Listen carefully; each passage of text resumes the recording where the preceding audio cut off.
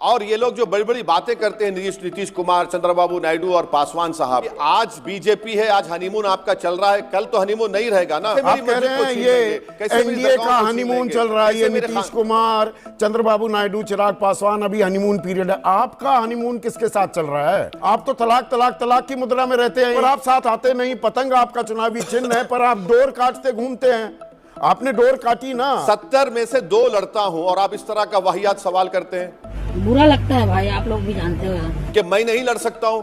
क्यों नहीं लड़ूंगा? भारत का संविधान मुझे इजाजत देता है, मैं लड़ूंगा इलेक्शन। मुझे यह बात समझ में नहीं आई कि 6 महीने पहले दोनों पार्टीज मिलकर, यानी मफलर और दूसरी पार्टी मिलकर, टी शर्ट और मफलर के बीच लड़ाई चल रही है। दूसरे के गालों पर पप्पियां लेकर, हाथे ऐसे उठा उठा कर, ये मजाक नहीं है तो क्या है बताइए आप। तो जैसा कि आप अभी जानते हैं, हाल ही में संसद के दोनों सदनों में वक्फ संशोधन विधेयक पर जेपीसी की रिपोर्ट पेश की गई थी, लेकिन विपक्षी दलों ने उस रिपोर्ट पर अपनी आपत्ति दर्ज की और जमकर हंगामा किया। तो वहीं एआईएमआईएम प्रमुख असदुद्दीन ओवैसी ने इस बिल को मुसलमानों को बर्बाद करने वाला बिल बताया और इसका विरोध किया। और इसी विरोध के बीच असदुद्दीन ओवैसी का यह एक्सक्लूसिव वीडियो देखने को मिला, जिसमें एंकर संदीप चौधरी ने इस विरोधाभास को लेकर कड़े सवाल किए। साथ ही उन्होंने दिल्ली चुनाव से जुड़े कुछ मसलों पर चर्चा की और इस बीच उन्होंने वोट काटने वाले आरोपों पर भी खुलकर सवाल किया। पर वहीं असदुद्दीन ओवैसी इस सवाल को सुनते ही काफी खफा नजर आया और उनकी पीड़ा देखने को मिली, जिसे हम आज की इस वीडियो में देखेंगे।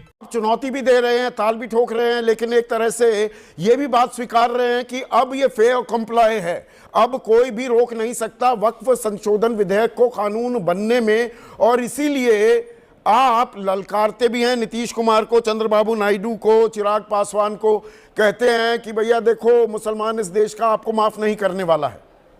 आप भी राजनीति कर रहे हैं यहाँ पर। मैं राजनीति नहीं कर रहे हैं, मैं आपको बता रहा हूं, ये जो 3 नेताओं की पार्टीज के जो मेंबर है ना, इन्होंने छोटे छोटे अमेंडमेंट दिए थे ज्वाइंट वर्किंग कमेटी में।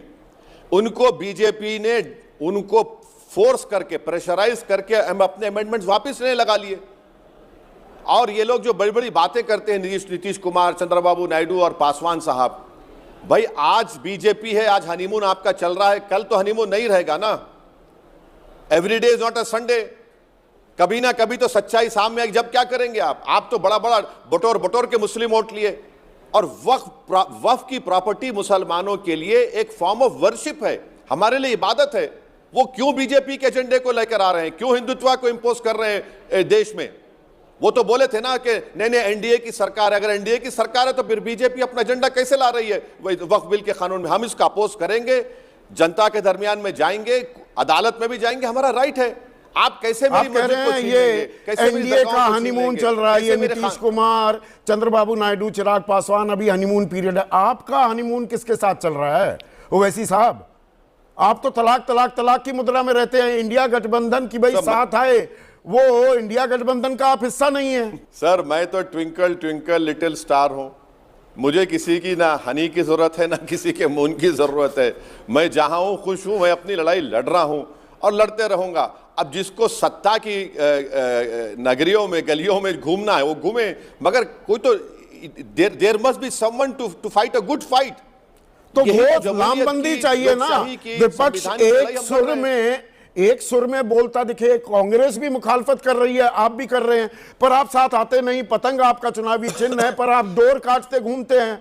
आपने डोर काटी ना। दिल्ली में मैं उदाहरण ही दूं, मुस्तफाबाद में आपने मोहम्मद ताहिर हुसैन को खड़ा कर दिया, वो लेकर आते हैं 33,474 वोट।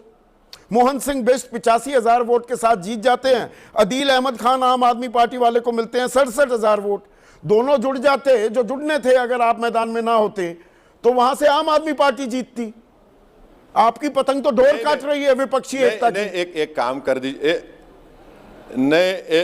एक काम कर दीजिए ना, आप लोग सब मिलकर, आप लोग तो सनातन धर्म के हैं, आप सब लोग मिलकर कानून बना दीजिए कि कोई मुसलमान नेता इलेक्शन लड़ेगा नहीं।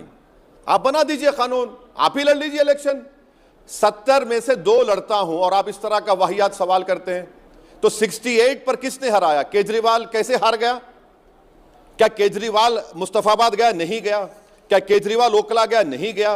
क्या केजरीवाल जितने मुस्लिम एमएलए जीते हैं आम आदमी के, गया? नहीं गया। क्या केजरीवाल ने तबलीगी जमात के खिलाफ लिखकर एफआईआर नहीं दर्ज करवाया? सुपर स्प्रेडर नहीं कहा? ये कौन सी इंसाफ की बात आप लोग करते हैं सनातन धर्म के होते हुए कि मैं नहीं लड़ सकता हूं? क्यों नहीं लड़ूंगा? भारत का संविधान मुझे इजाजत देता है, मैं लड़ूंगा इलेक्शन, मगर दो सीट लड़ने में ही तो ओवैसी सबके पेट में दर्द हो जा रहा है। साहब वही बटेंगे तो कटेंगे। सुनिए, बोलिए। अरे सुनिए ना, सुन तो लीजिए ना। बीजेपी को कितने सीट आए बताइए? 48 आए ना जी, 48 आए ना। तो चलिए, मैं तो 2 लड़ा, अब जिम्मेदारी किस पे डालेंगे आप?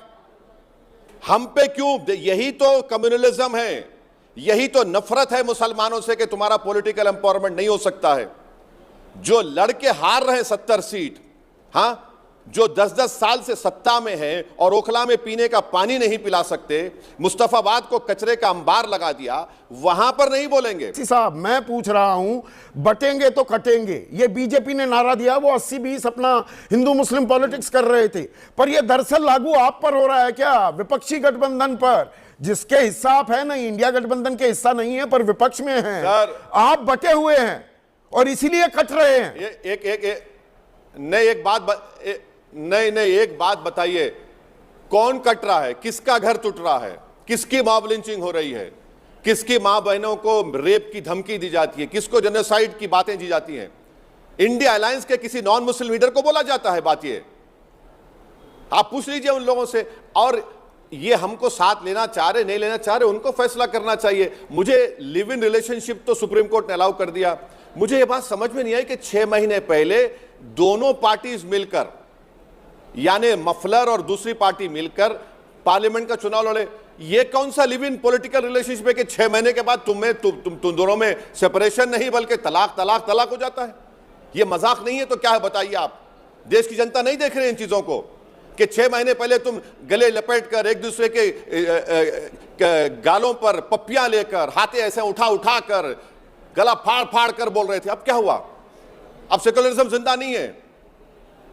वही तो मेरा सवाल था। आपस में ऐसे लड़ेंगे, जूतम पहजार होगी तो इंडिया की नैया पार कैसे होगी? विपक्ष की नैया पार कैसे होगी? अब देखिए ना, जिनको मुख्यमंत्री बनना है, जिनको प्रधानमंत्री बनने के ख्वाब देख रहे हैं, वो उनको सोचना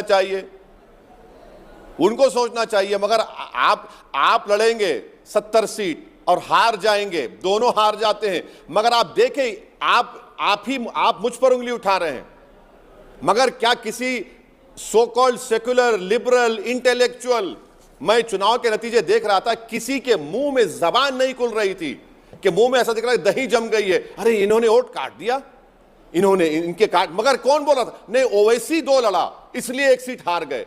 अमा यार, 70 सीट जो लड़े, कौन लड़े? आप इस बात पर भड़कते भी हैं, पर आपने लिव इन रिलेशन की बात की, आम आदमी पार्टी कांग्रेस को लेकर।